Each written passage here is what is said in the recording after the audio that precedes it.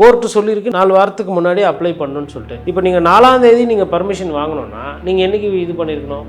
குறைஞ்சது டிசம்பர் 4 வாங்குறீங்கன்னா நீங்கள் நவம்பர் 10ஆம் தேதியோ இல்லை ஒரு நவம்பர் 8ஆம் தேதி போல் நீங்கள் அப்ளை பண்ணிடணும். நீங்கள் சேலத்தில் மாநாடு போட போகிறீங்க, இல்லை சேலத்தில் கூட்டம் போட போகிறீங்கன்னா அந்த வேலையை முன்கூட்டியே ஆரம்பிச்சிருக்கணும். நீங்கள் ஒரு மனசில் ஒரு தேதியை வச்சுக்கிட்டு அங்கே போகும்போது என்ன ஆகுது, அந்த தேதி வந்து பிசிக்கலாம். பத்ததுக்கு உங்களுக்கு ஆல்ரெடி எடுத்துக்காட்டு வர ஒரு காவு சம்பவம் நடந்துச்சு. அப்போ சேலத்தில் இருக்கிற எஸ்பி பயப்படுவாரா போயிட மாட்டாரா? அவர் நம்ம வந்து கரூர் எஸ்பி பொண்ணு வா இங்கே வரன்றாங்கப்பா அப்படின்னு, ஐயோ அவங்கள வண்டி விடாத, எவ்வளோ தள்ள முடியுமோ தள்ளு, யதார்த்தமாக பேசுகிறேன். இந்த அலப்பறை ஆடம்பரம் இருக்குது பார்த்தீங்களா, அதுதான் இன்றைக்கி தேர் எழுத்து திருவிழா விட்டுருச்சு. இப்போ இன்றைக்கி பர்மிஷன், அதாவது விஜய் பிரச்சாரம் பண்ணோன்னா இன்றைக்கி பர்மிஷன் வாங்குறதே பிரச்சனை. காரணம் கரூர் சம்பவம். இப்போ நீங்கள் முன்கூட்டியே பணத்தை கட்டி சேதத்துக்கெல்லாம் பொறுப்பெடுக்கக்கூடிய சூழலுக்கு விஜய் வந்துடுவார்ல. அதுவும் இன்னொரு அவலம். போகிற இடத்துல வந்து சேரை உடைக்கிறது, அதுக்கு டெபாசிட் கட்டுறது, டேமேஜ் கட்டுறது, இதெல்லாம் வந்து இதுக்கு முன்னாடி கிடையாது. இபிஎல்லாம் கதறுவாங்க நினைக்கிறேன், எங்கள் டிரான்ஸ்ஃபார்மர் பாவன்ற மாதிரி. பட் பர்மிஷன் கொடுக்கணும், சீக்கிரமாக கொடுக்கணும். என்னென்னா நீங்கள் அதை டிலே பண்ணும்போது என்னென்னா, நான் இயல்பை பேசிக்கிறேன். பாவம் ஒரு சைடு, பழி ஒரு சைடுன்னு. நீங்கள் வந்து ஒரு விஷயத்த திருப்புறதுல சூப்பராக வேணா யங்ஸ்டர் இல்லை. ஆனால் நான் சொல்கிறதுக்கு கேளுங்கண்ணா ப்ளீஸ்ண்ணே. விஜய் என்னை பார்த்து பயன்ட்டாங்கண்ணா. அந்த அரசியல் எப்படி பார்க்குறது? இப்போ எஸ்ஏஆருக்கு எதிரான போராட்டம் பார்க்க முடியாது. எஸ்ஏஆர் வந்து ஏன் ஸ்டாலின் இப்போ கொண்டு வர டெல்லியிலேருந்து வருது, இவங்க வந்து தமிழகத்தில் இருந்து பார்த்து கேள்வி கேட்குறாங்க. சொல்கிறேன், ரீல்ஸு இதெல்லாம் பயங்கரமாக தெரிச்சு விடுவாங்க. எனக்கு நன்றாக தெரியும் அவர்களை பற்றி, அதனால நான் சொல்லுவேன் கதறு கதறு பதறு பதறு அப்படின்வாங்க. அதனால உங்களை வந்து நீ இப்படியே போனீங்கன்னா அப்புறம் சூற விடுவாங்க, பார்த்துக்கோங்க. ரீல்ஸாக போடுவாங்க, டிக்டாக் பண்ணுவாங்க, அதெல்லாம் வேணாம். அதனால் காங்கிரஸ்க்கு வந்து ஏதோ ஒரு மேபி அங்கே போனால் கூட சீட்டு கிடைக்கலான்றது ஒரு ஒரு எண்ணம். ஆட்சியில் பங்கு, அதாவது ஆட்சிக்கு வரணும்ல. லிபர்ட்டி தமிழ் நேயர்களுக்கு வணக்கம். இன்றைய நேர்காணலில் நாம் சந்திக்க இருப்பவர் பத்திரிகையாளர் கோட்டீஸ்வரன் அவர்கள். வணக்கம் சார். நேயர்களுக்கு அன்பு வணக்கம். தாவேகா கூட்டணி பேச்சுவார்த்தை கடந்த சில நாட்களுக்கு முன்பாகவே காங்கிரஸ் கூட ரகசிய பேச்சுவார்த்தையில் இருக்காங்கன்னு சொல்லப்படுச்சு. அப்போ திடீர்னு நேற்று அதிமுகவோடு பேச்சுவார்த்தையில் இருக்கிறாங்கன்னு தாவேகாவை சுற்றி ஒரே பேச்சுவார்த்தை தான் போயிட்டு இருக்கதா சொல்கிறாங்க. அந்த கரூர் சம்பவத்துக்கு பிறகு இப்போ பரப்புரைக்கு அனுமதி கேட்டு காவல்துறை மறுத்துருக்குறாங்க. 4 வாரங்களுக்கு முன்பு நீங்கள் கேட்கணும், எவ்வளோ பேர் வராங்கன்னு சொல்லி கேட்கணும். அதுவும் இல்லாமல் டிசம்பர் 4 கேட்குறாங்க, கார்த்திகை தீபம், டிசம்பர் 6 போன்ற பல்வேறு சிக்கல்களான நாட்களுக்கு மத்தியில் பரப்புரைக்கு அனுமதி கேட்டிருக்கிறாங்க.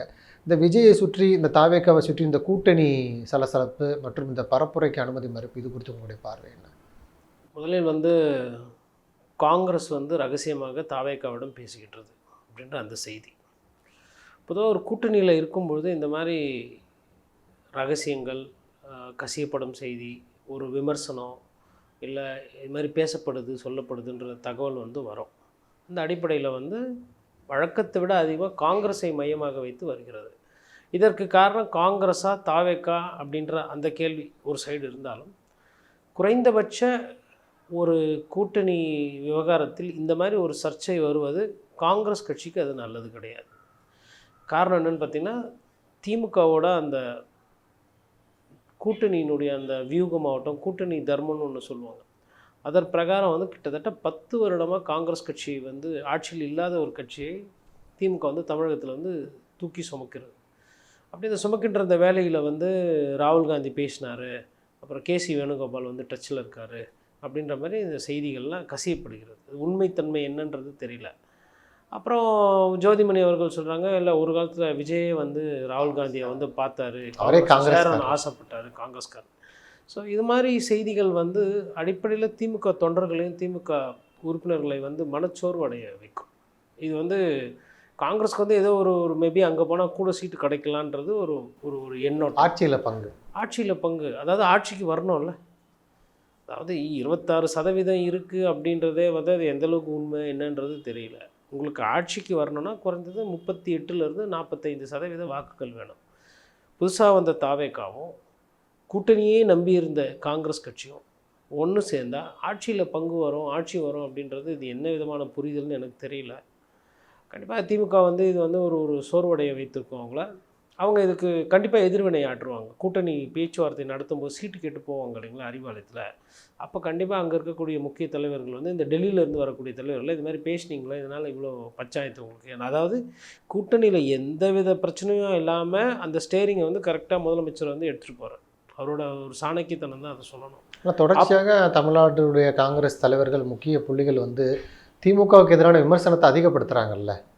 இல்லைங்க, அதாவதுங்க, பேரத்துக்கு வேண்டி கூட்டணியில் இருக்கிற ஒரு சில விஷயங்களை வந்து நீங்கள் வந்து அப்படி வெளிப்படையாக பேசுகிறதோ இல்லை இது மாதிரி கருத்து தெரிவிக்கிறதோ, கூட்டணியில் ஆட்சியில் பங்கு கேட்குறீங்க, ரைட்டு. நீங்கள் களத்தில் எந்த அளவுக்கு வேலை செய்கிறீங்க, களத்தில் உங்களோட பங்களிப்பு என்ன?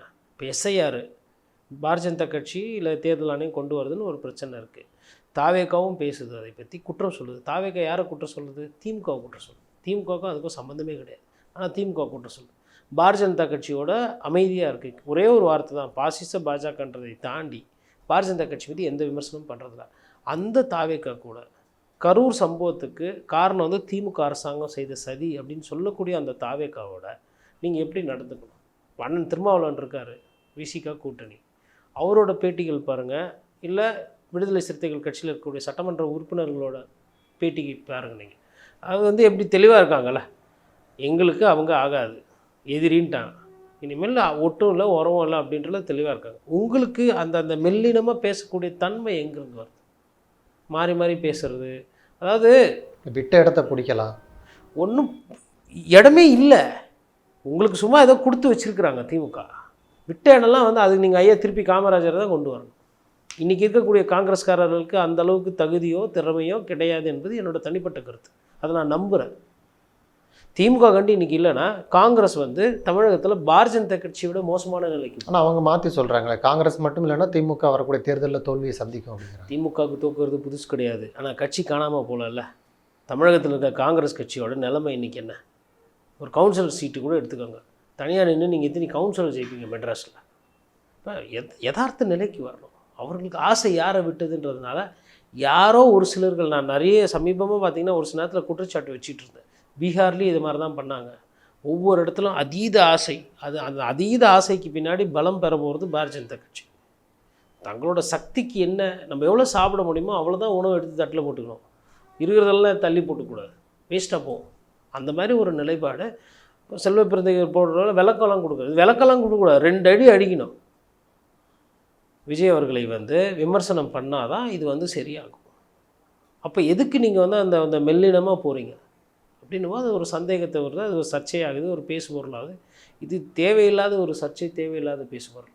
அதாவது ஒரு சைடு வந்து முதலமைச்சர் வந்து பாரதிய ஜனதா கட்சியை எதிர்க்கிறோம், கவர்னரை எதிர்க்கிறோம், இங்கே வந்து இந்தி திணிப்பு இருக்குது, இங்கே வந்து பிரச்சனைகள் இருக்குது, நிதி வருவதில்லை அப்படின்ற மாதிரி அவர் ஒரு பிரச்சாரத்தில் போகும்போது கூட்டணிக்குள் சலசலப்பா அப்படின்றது இந்த கரூர் சம்பவத்துக்கு பின்னாடி தானே இந்த பேச்சு ஜாஸ்தியாகுது. எதுக்கு நீங்கள் அங்கே ஃபோன் பண்ணி ஃபஸ்ட்டு துக்கம் விசாரிக்கிறீங்க, நல்லா விசாரிக்கிறீங்க? உங்களுக்கு கேட்டால் சொல்கிறதுக்கு இங்கே முதலமைச்சர் இருக்கிறாரு, என்ன ஆச்சுங்கன்னா இது மாதிரின்னு சொல்ல போகிறாங்க. அப்புறம் உங்கள் கட்சியிலே இருக்கிறாங்க காங்கிரஸ்காரர்கள், அவர்கள்கிட்ட நீங்கள் தகவல் கேட்கலாம். ராகுல் காந்தி அவர்கள் அந்த செல்லிடையில் பேசினது வந்து ஒரு சொல்கிறாங்க, அது உண்மையாக இருக்கும் பட்சத்தில் அதுதான் இந்த பிரச்சனைகள்லாம் காரணம். இல்லை, தாவேக்கா காங்கிரஸ் மட்டுமல்ல, இப்போ அதிமுக கூடயும் ஒரு பேச்சுவார்த்தை நடக்கிறதாக தகவல் இருக்குல்ல. இப்போ அதிமுகவோட போனால் ஆட்சியை பிடிக்க அதிமுகவுக்கு ஒரு நல்ல வாய்ப்புன்னு சொல்கிறாங்க. தாவேக்காவுக்கு அவ்வளோ டிமாண்டுன்னு பார்க்கலாமா? தாவேக்காவுக்கு ஃபஸ்ட்லேருந்து டிமாண்டுன்றதை விட கூட்டணி நேரத்தில் வந்து எல்லா கட்சிகளையும் அனுசரிச்சுன்னு போகணுன்னு நினைப்பாங்க. அது அந்த ஒரு மாதத்துக்கு தான். ஓட்டு பெட்டி எண்ணி முடிஞ்ச உடனே ஒரு ரிசல்ட்டுன்னு வரும். அந்த ரிசல்ட்டில் நீங்கள் தனிப்பட்ட முறையில் கொஞ்சம் சீட்டு ஜெயிச்சு அப்புறம், இப்போ உதாரணத்துக்கு அம்மையார் ஜெயலலிதா வந்து ஒரு 2 பாராளுமன்ற உறுப்பினர்கள் ஜெயித்தாங்க. ஜெயிச்சு அந்த 2 நாள் எந்த வித புண்ணியமும் கிடையாது. அப்போ வந்து பாரதிய ஜனதா கட்சி ஆட்சி மெஜாரிட்டியில் வந்துட்டாங்க, திமுகவும் ஜெயிக்குது, 37 இடமும் நம்ம ஜெயிக்கிறாங்க, எந்த புண்ணியமும் இல்லை. அதனால் பாராளுமன்ற உறுப்பினர்களாக தமிழகத்திலேருந்து போய் செயல்படலாம், குரல் கொடுக்கலாம், மக்கள் கூட நிற்கலாம். ஆனால் அரசாங்கத்தில் பங்கு, டெண்டரில் பங்கு அப்படின்ற விஷயத்தில் ஒன்றும் பிரயோஜனம் இல்லை. அப்போ நீங்கள் மக்கள் கூட தான் இருக்கணும், மக்கள் பிரச்சனை பேசணும், மக்களோட பிரச்சனைகளை நீங்கள் சொல்ல போகிறீங்க அப்படின்னா இந்த மாதிரி கூட்டணி விஷயங்கள்லாம் நீங்கள் பேச வேண்டியதே இல்லை. அதை தாண்டி ஏன் எல்லாம் பேசுகிறாங்கன்னா, அந்த தேர்தலில் ஜெயிக்கணும், இந்த தேர்தலுக்காக பேசுகிறாங்க. இந்த தேர்தலுக்காக தாவேக்கா அதிகமாக பேசப்படுகிறது. தேர்தல் முடிந்த பிறகு அவர்களோட வாக்கு எண்ணிக்கையோ அதற்கேற்றாற்போல் பேசப்படும். அதுதான் ரொம்ப முக்கியமான புள்ளி. அது 3வது பெரிய கட்சியா, 4வது பெரிய கட்சியா, இல்லை சீமானுக்கு கீழே போவாங்களா, இல்லை வந்து அதிமுகவுக்கு கீழே இருப்பாங்களா, இல்லை அதிமுகவோட மேலே போவாங்களா, இல்லை திமுக கீழே இருப்பாங்களா, திமுகவை வீழ்த்த போகிறாங்களான்றதெல்லாம் தேர்தல் முடிவு தான் முடிவு செய்யும். ஆனால் அதற்கு முன்னாடியே நம்ம திரையில் பார்க்குற மாதிரியே திரைப்பட கவர்ச்சி பார்க்குறோம் எப்படி இருக்கும், அதை வைத்து தாவேக்கான்னு அதிகமாக பேசப்படுகிறது. தாவேக்காவும் இந்த விளம்பரத்தை இருக்குல்ல, இந்த சுலபமாக பணம் செலவு பண்ணாமல் கிடைக்கிற விளம்பரம் இதை வந்து அவங்களும் ரசிக்கிறாங்க. இல்லை, விஜய் என்ன முடிவெடுப்பார் அப்படிங்கிற ஒரு கருத்து இருக்குது. விஜய்லாம் இனிமேல் முடிவு எடுக்க முடியாது. அமித்ஷா என்ன முடிவு எடுக்கிறாரோ அதுதான் விஜயோட முடிவாக இருக்கும். இல்லை, இந்த தேர்தலில் இப்போ அதிமுகவோடு சேர்ந்தால் ஒரு குறிப்பிட்ட இடங்களை பிடிக்கலாம். இப்போ தனிச்சு நின்னா ஏற்கனவே பீகாரில் பிரசாந்த் கிஷோர் போல நமக்கு வாய்ப்பு இருக்குது. ஆனால் இப்போ அதிமுக கூட போகணுன்னா நம்மளுடைய முதல்வர் கனவு பறிபோகும், நம்மளுடைய கொள்கைகள்லாம் விட்டு கொடுக்குற மாதிரி ஆகும். பல்வேறு விஷயங்களுக்கு விஜய் ஒத்துக்கிட்டு போக வாய்ப்பு இருக்குது அதிமுக. இல்லைங்க, நீங்கள் வந்து முதல்வர் கனவெல்லாம் இருக்கட்டும், ஒரு முதல்வராக ஆகணும்னா ப்ராசஸ்னு ஒன்று இருக்குங்க. நீங்கள் என்றைக்குமே வந்து கோலை பார்க்கக்கூடாது.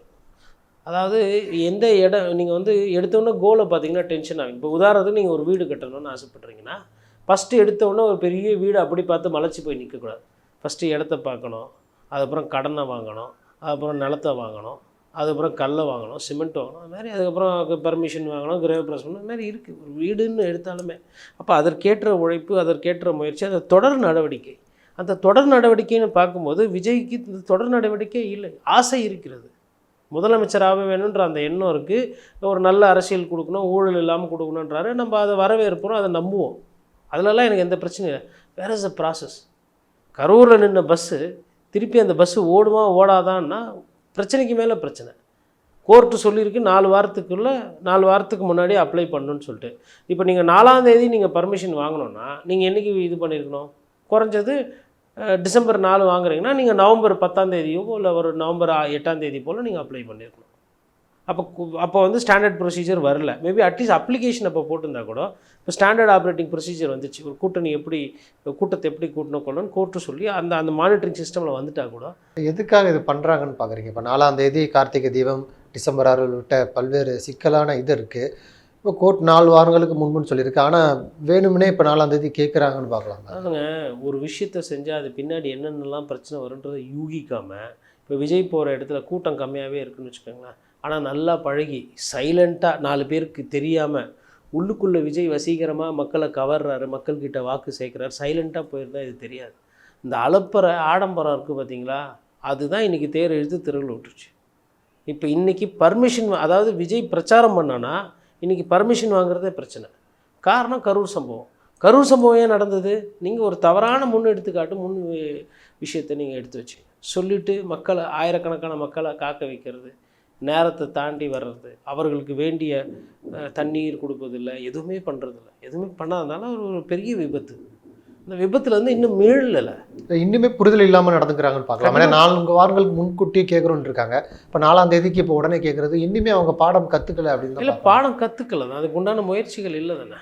ஆனால் பட் இப்போ என்னென்னா, இப்போது காவல்துறை வந்து போதிய முன்னுக்கூட்டியே கேளுங்க, எவ்வளோ பேர் வருவாங்க, கோர்ட்டு சொல்லியிருக்கு எவ்வளோ பேர் வருவாங்க, எவ்வளோ வண்டி வரும், பைக் எவ்வளோ வரும், கார் வரும்னு எவ்வளோலாம் கேட்குறாங்க. இந்த நிலைமை வர்றதுக்கு காரணம் யார்? இதே தான் நம்ம ஃபஸ்ட்லேருந்து சொல்லிகிட்டு இருக்கோம்.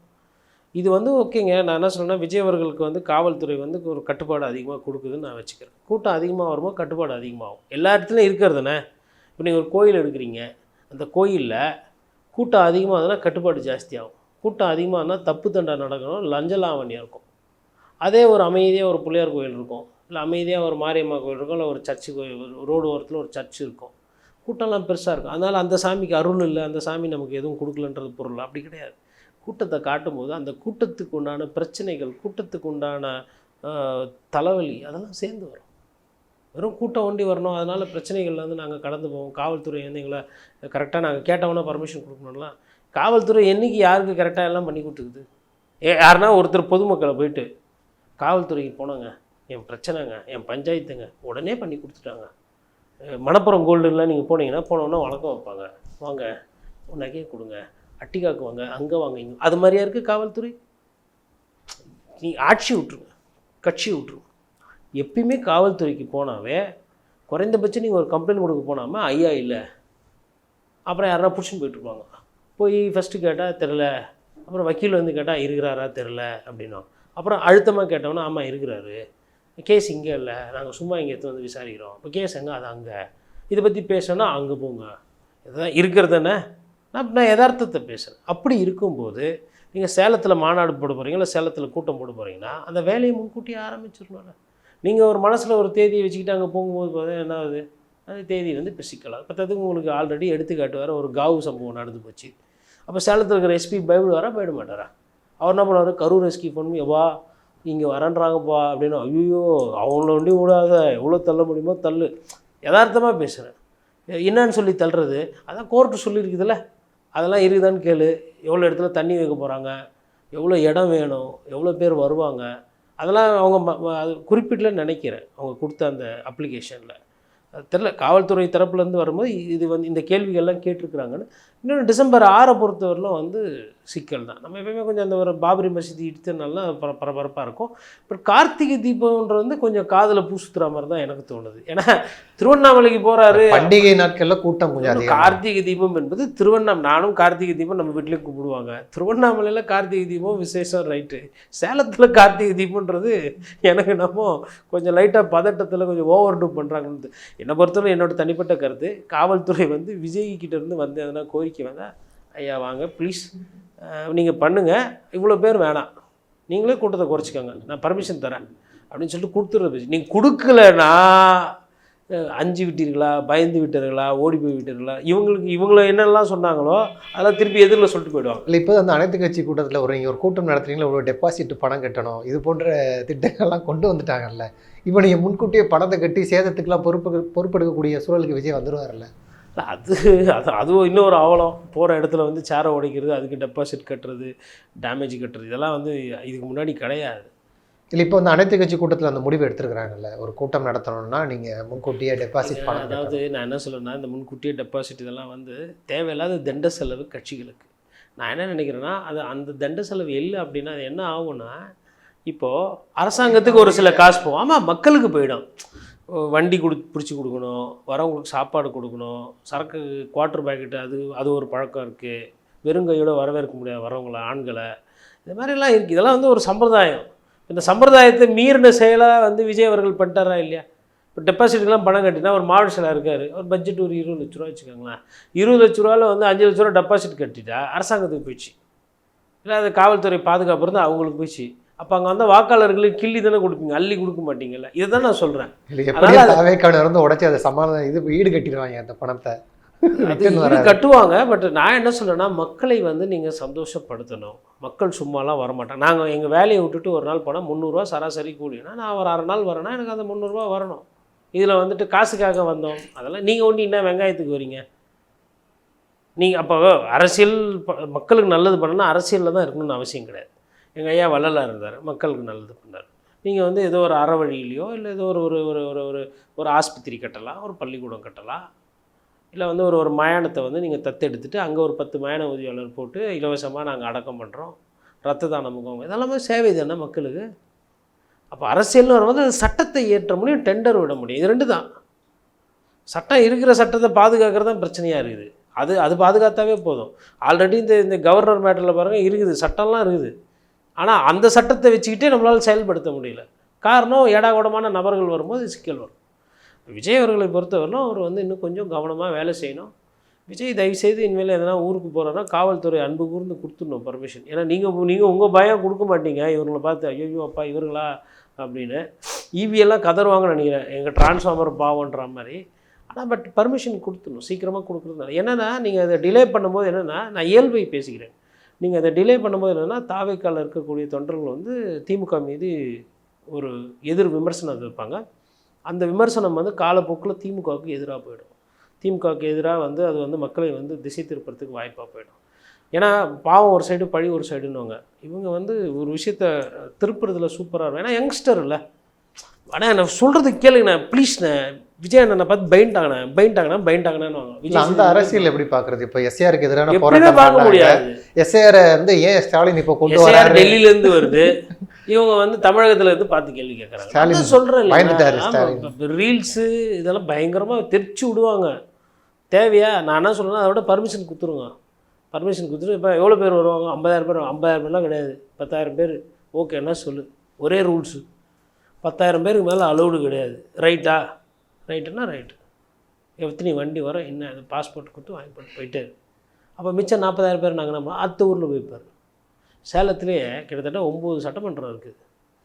உங்களுக்கு வந்து சேலம் நார்த் இருக்குது, சேலம் சவுத் இருக்குது, அதுக்கப்புறம் அந்த சைடு மேலே வந்து திருப்பூர் இருக்குது பக்கத்தில். அதனால் ஒரு ஒரு ஊராக ஒரு ஒரு சட்டமன்ற தொகுதியாக விஜய் சார் போகலாம். அதனால் பர்மிஷன் வந்து இந்த அன்பு கூர்ந்து தாவேக்காவுடைய இந்த தொண்டர்களை நினைத்து பார்க்கும்போது போலீஸ் வந்து கொடுத்துடணும். கொடுக்காம சரி, அவங்க சொல்கிறது நியாயமான காரணங்கள், ஆனால் அங்கே நியாயம் பிரதிவாதம் வாதம்லாம் எடுப்படாது.